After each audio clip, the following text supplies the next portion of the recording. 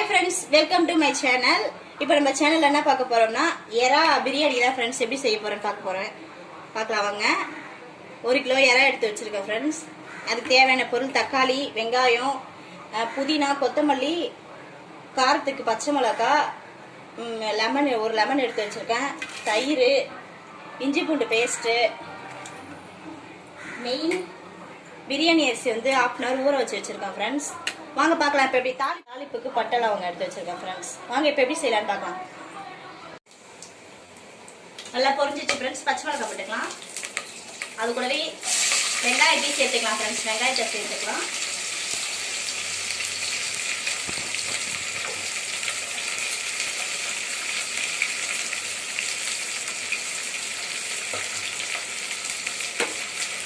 வெங்காயம் நல்லா பொன்னிறமா வரணும் ஃப்ரெண்ட்ஸ். இந்த வெங்காயத்து கூடயே கொஞ்சம் இஞ்சி பூண்டு பேஸ்ட் சேர்த்துக்கலாம் ஃப்ரெண்ட்ஸ். இஞ்சி பூண்டு பேஸ்ட் சேர்த்துக்கலாம்.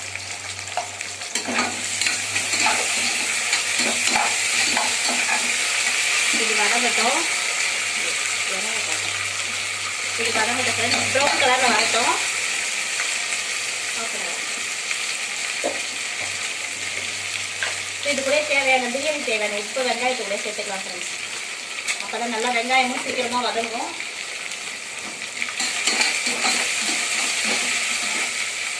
இப்போ அவங்க எறாவை நான் எப்படி ஊற வச்சுருக்கேன் உங்ககிட்ட சொல்கிறேன்.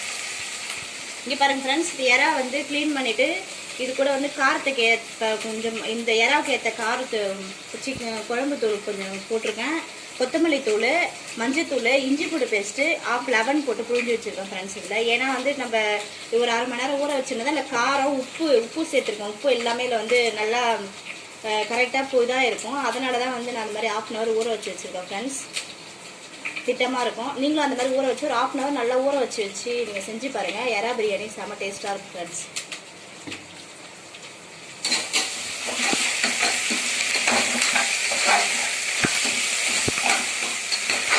வெங்காயம் ப்ரௌனிஷாக வந்துடுச்சு. இப்போ தக்காளி சேர்த்துக்கலாம்.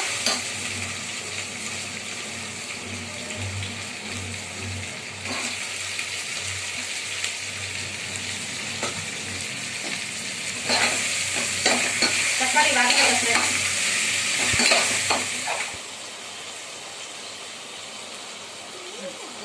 பாருங்க ஃப்ரெண்ட்ஸ், நல்லா வதங்கிடுச்சு. இப்போ வந்து எறாவை சேர்த்துக்கலாம் ஃப்ரெண்ட்ஸ். இதில் அந்த ஊற வச்சு வச்சிருந்த எறாவை சேர்த்துக்கலாம்.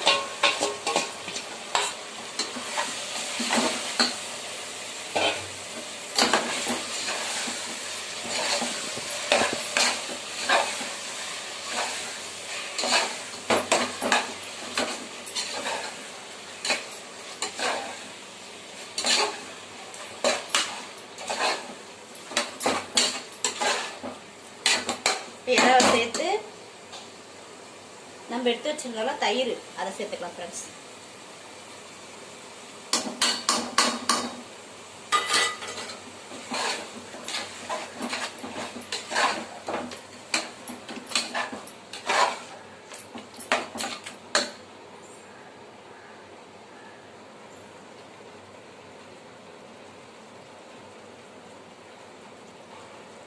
இப்போ 1/2 லெமன் இதில் சேர்த்துக்கலாம்.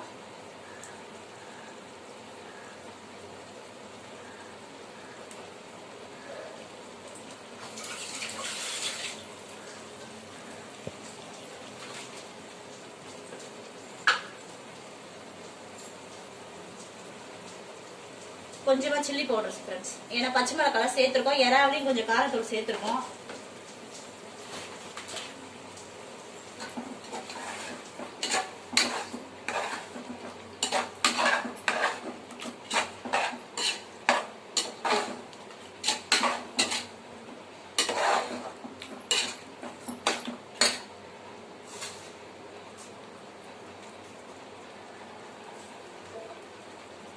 சேர்த்துட்டு மல்லி புதினா தழை கொஞ்சம் இதில் சேர்த்துக்கலாம் ஃப்ரெண்ட்ஸ்.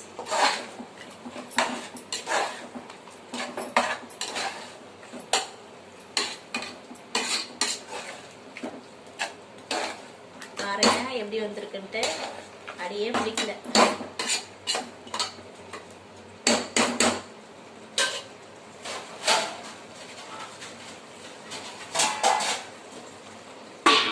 கொஞ்சம் மூடிடலாம் ஃப்ரெண்ட்ஸ். பாருங்க எப்படி கொதிக்குதுன்னு. இப்போ வந்து மெஷர்மெண்ட் தண்ணி இப்போ ஊற்றிக்கலாம் ஃப்ரெண்ட்ஸ். அதில் இப்போ இந்த படியால் வந்து நான் 2.5 படி ரைஸ் எடுத்திருக்கேன். அப்போனா வந்து பாஸ்மதி ரைஸ் தான் எடுத்திருக்கேன். பாஸ்மதி ரைஸ்க்கு 1 கப்புக்கு வந்து 1.5 கப்பு தண்ணி ஊற்றணும். அப்போனா வந்து 2 கப்புக்கு 3 கப்பு தண்ணியும் 1/2 கப்புக்கு 1 கப்பு தண்ணியும் சேர்க்கணும் ஃப்ரெண்ட்ஸ். பாருங்கள் இப்போ நான் எப்படி சேர்க்குறேன்னு பாருங்கள்.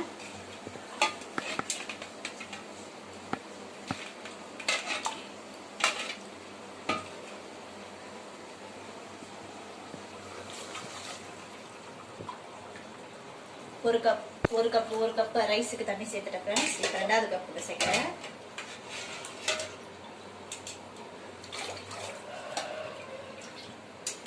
ரெண்டு கப்பு தண்ணி சேர்த்துட்டேன். இப்போ 1/2 கப்புக்கு தண்ணி சேர்க்குறேன் ஃப்ரெண்ட்ஸ். மொத்தம் 4 கப்பு தண்ணி.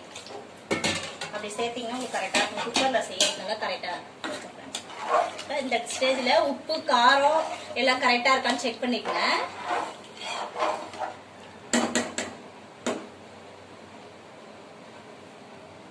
ஓகே ஃப்ரெண்ட்ஸ், உப்பு காரம் எல்லாமே கரெக்டாக இருக்குது.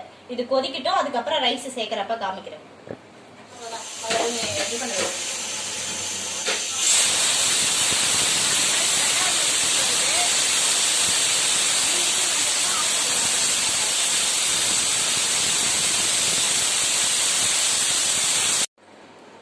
பாருங்க ஃப்ரெண்ட்ஸ், விசில்லாம் நல்லா அடங்கிடுச்சு. இப்போ எப்படி இருக்குன்னு பார்க்கலாம் இருங்க. பாருங்க எப்படி வந்திருக்குன்ட்டு. பாருங்க, வாவ், பிரியாணி சூப்பராக வந்திருக்கு ஃப்ரெண்ட்ஸ். எப்படி வந்திருக்கு பாருங்க.